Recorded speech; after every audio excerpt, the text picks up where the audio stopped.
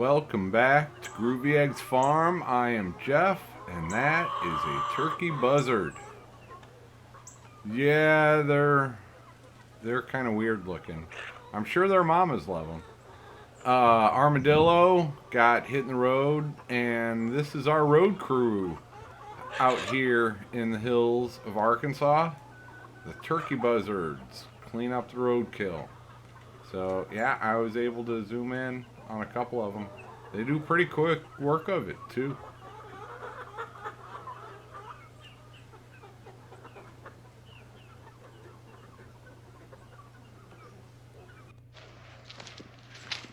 Yeah, as you can tell, this is gonna be a long video. I hope I don't talk all the way through the video. Last video I finished up fixing the hoop coop, but now that hoop coop needs a fence. So that's what I'm doing here. The hoop coop underneath that cedar tree. There's a big cedar tree right in the middle, a little bit to the right in the middle. The fencing is surrounding it. There's a hoop coop to the right of it, and that hoop coop is now empty. I emptied that coop into the one that I just repaired. So that one is empty, and now we can move it. That cedar tree needs to come down. I can't cut down that cedar tree, but well, I'll just have to figure that out. But the other coop needs a fence, so I'm snagging the fence, and I'm just gonna introduce each little clip and then maybe stop talking. And this is why I'm tired, and yeah, here we go. I'll shut up. Enjoy the video.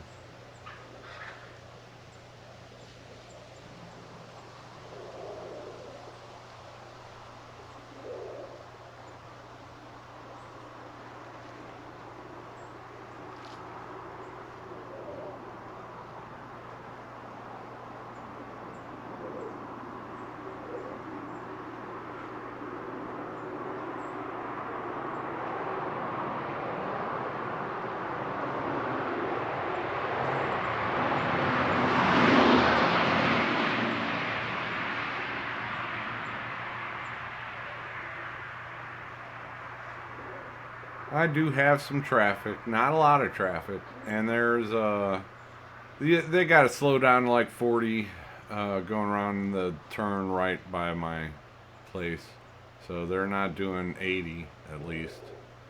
Um, this electric fence, this is real time. Normally, like my last video, I'm speeding things up 20 times the normal speed. So that's how I get an hour video down into 10 minutes, is speeding it up. But I did not do any speeding up in this video.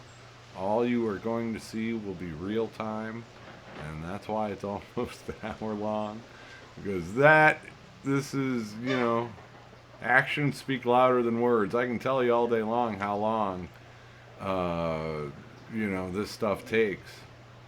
But this is actually how long this stuff takes. Those fences are 164 feet long. I do have a few that are only 100 feet long, but this one is 164 feet long, and it gets pretty heavy doing the whole thing. So I sometimes do half. A little bit more than half, and then I go down to the other end and work it from that direction.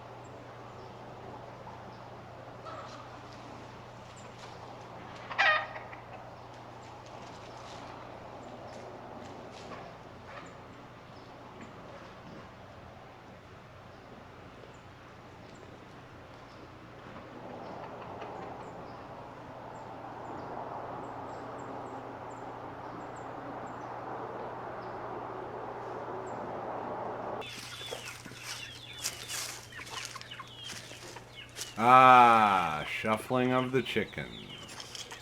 Yes, that fence I just took down, I emptied that coop, and I moved those chickens after dark. There were 8 chickens in there. That probably took well over an hour after dark to move those chickens. This is one of the rare times that I get to move some chickens during the day. These are all olive and green eggers. They are a cross between my Morans and Whiting True Blues. All the girls will lay some shade of green egg, and these are my second youngest batch. But they are ready to graduate to a new home, and so this is real time. I did do some editing in there. Look at that! I got 2 of them at once. Yeah, I throw a little bit of corn in there first thing in the morning. They are very hungry, but as you are about to see, they know what's going on pretty quick, and then I have to resort to the net. Why am I telling you this? You're about to see it, because normally this is going 20 times faster. But yeah, I had there's about 20 of these, and I had them split between the 2 brooders, and now they are ready to go out into a hoop coop of their own, and only for a little while until they learn to roost on the roost bars. And once they learn that, then I can start dispersing them out to the other flocks. But yeah, the night before I had moved the 8 chickens in the hoop coop that I emptied under the cedar tree, and today I'm doing 20 of them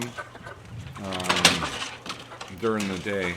I have figured out that I have moved chickens 724 times in the past couple months. Now, obviously I don't have that many chickens, so I'm doing them more than once, but they start off in the small brooder in that brooder tent, and then they half of them get moved once they get bigger, because you don't want overcrowding. So they start off in a small brooder, then I split them in half, and half of them get moved, and then they get moved to one of these bigger brooders, and then they get too big for the bigger brooder, so I split them in half again. And then once they're graduating from the bigger brooders, they go out to the hoop coops, and that's where they finish out their growth spurts, so that I can finally merge them in with the adult flocks.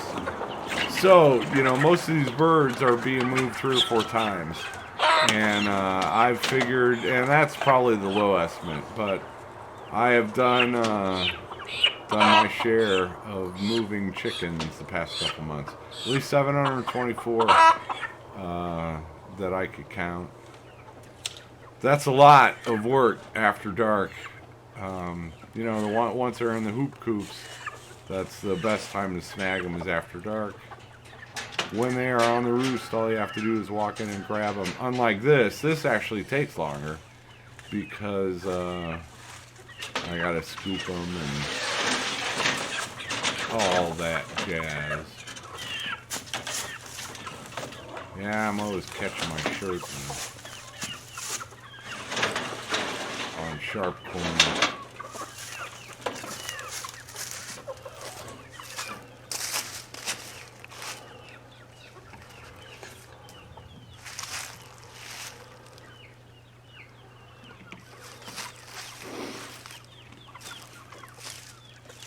They are ready to graduate. And this was the first batch. That's something else. These are small enough. You saw I grabbed 2 with one shot. With the adult chickens, I don't move them like this. I move them 2 at a time, 1 in each hand. These are small enough that I can still carry them. But once they're adult size, it gets too heavy for me to carry the the cage with a bunch of them in there. So yeah. And the reason that hoop coop is now empty for them to go in there is because I had emptied it and dispersed a bunch of chickens out to number two's Easter egger legacy flock. So I'll be showing you the ones that went out there. A couple of those went to a new home. You probably saw it. Yeah, it was Simple Life Reclaimed got that new flock. I hope you've already seen it by now. You haven't seen my video of it yet. Hopefully their video is out. Yeah, now I go back for a second batch. And I'll be quiet during this batch.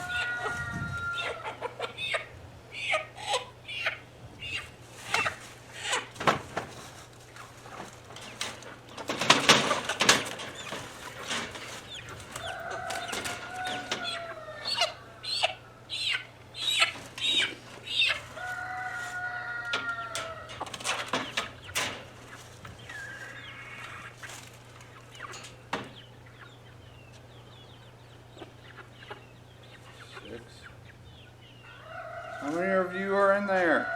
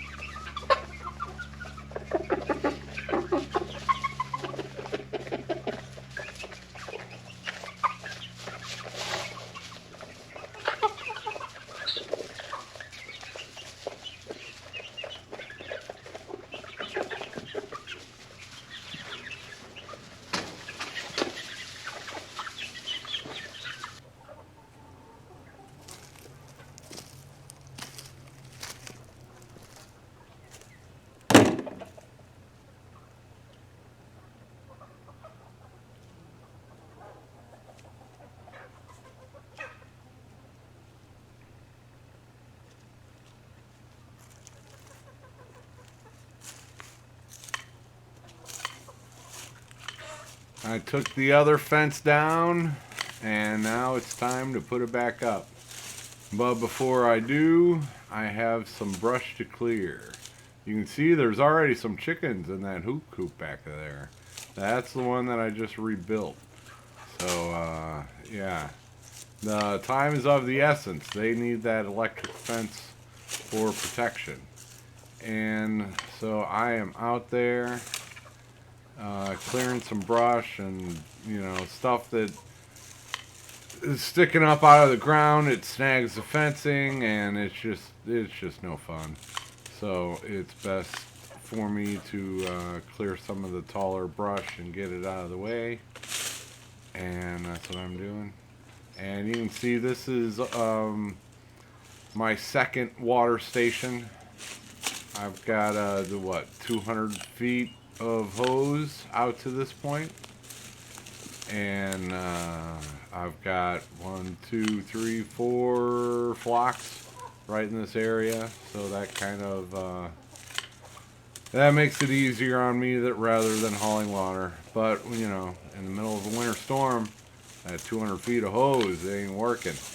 So I end up hauling water. Luckily, it's not very often over the winter that I have to deal with that.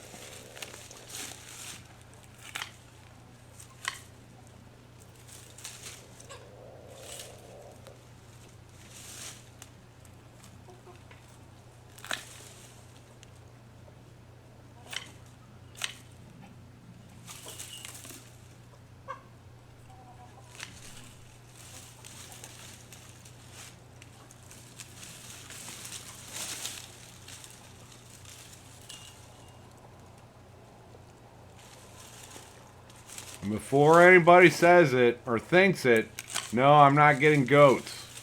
Goats are expensive pets. They're very, very expensive pets. You don't make money on goats.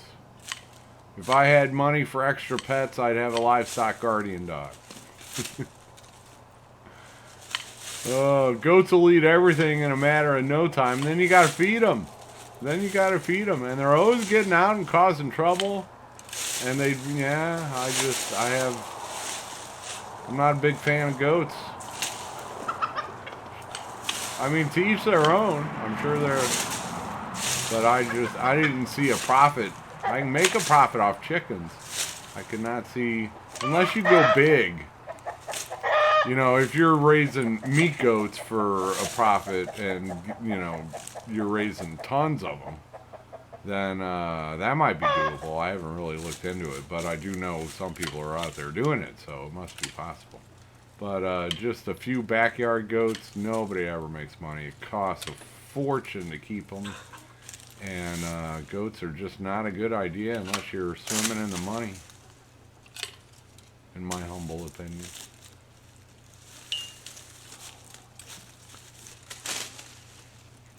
So yeah, I have to run the fence through here. I connect my fences, and I just happen to have an electric outlet over by my first water station. And anyway,